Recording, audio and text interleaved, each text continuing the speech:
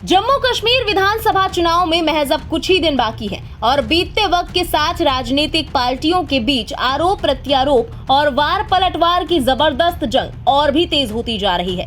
इसी कड़ी में भारत के रक्षा मंत्री राजनाथ सिंह भी हाल ही में जम्मू कश्मीर पहुंचे और यहां के चुनावी माहौल को अपने दमदार भाषण से और भी सरगर्मी दे दी।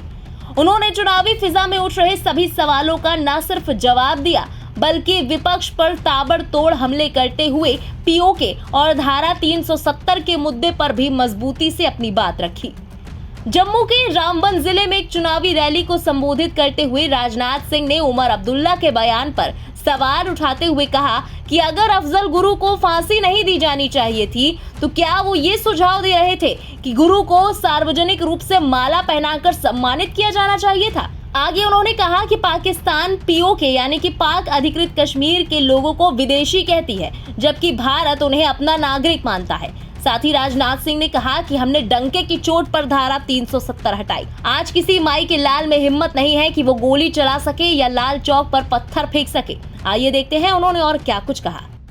जिस समय धारा 370 को हमारे प्रधानमंत्री ने समाप्त किया, उस लोग कहते थे धारा 370 समाप्त करेंगे तो जम्मू कश्मीर में आग लग जाएगी।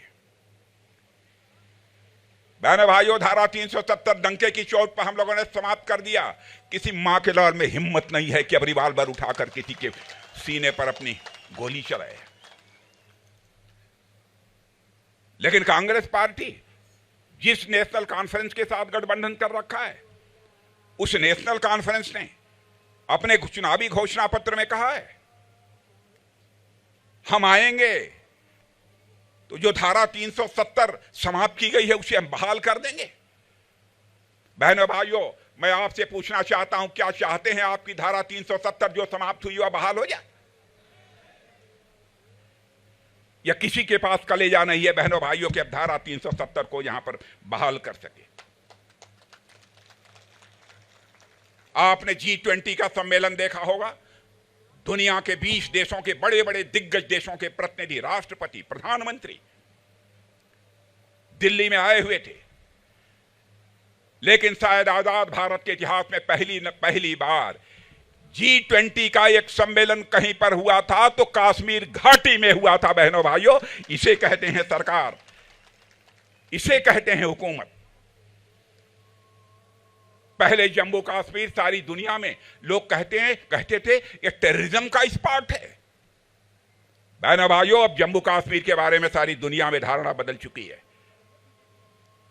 अब जम्मू कश्मीर टेररिज्म स्पॉट के रूप में नहीं जाना जाता है बल्कि यह टूरिज्म स्पॉट के रूप में जाना जाता है।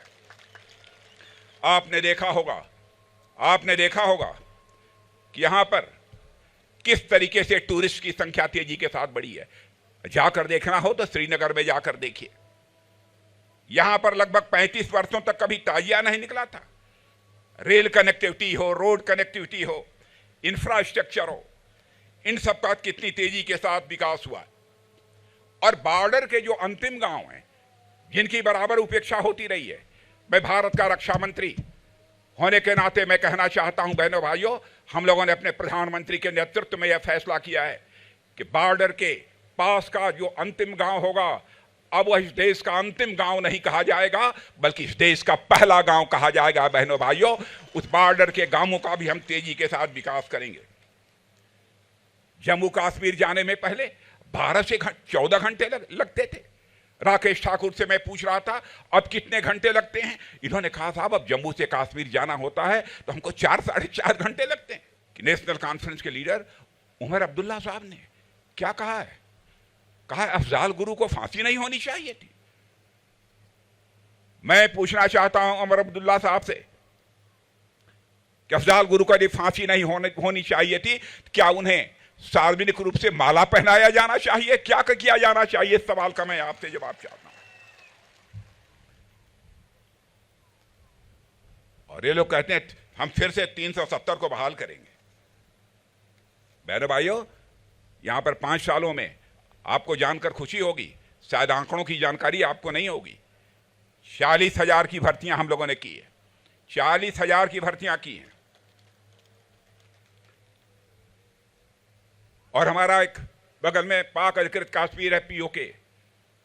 क्या बतलाऊं मैं पीओके के बारे में?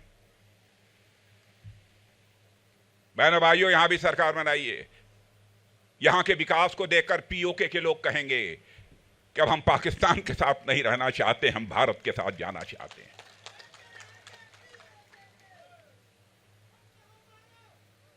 और मैं आपको यह जानकारी देना चाहता हूं, अभी हाल में ही एक हलफनामा कोर्ट में देते हुए वहां के एडिशनल सॉलिसिटर जनरल ने यह कहा कि पीओके ये फॉरेन लैंड है।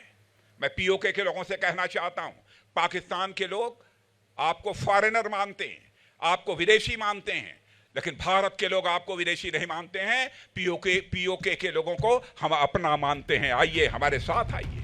ब्यूरो रिपोर्ट, इंडिया पब्लिक खबर। इसी के साथ इस खबर में बस इतना ही। जम्मू कश्मीर विधानसभा चुनाव से जुड़ी सभी लेटेस्ट अपडेट्स और देश दुनिया की बाकी खबरों के लिए सब्सक्राइब करें इंडिया पब्लिक खबर के YouTube चैनल को और बेल आइकन दबाना बिल्कुल ना भूलें।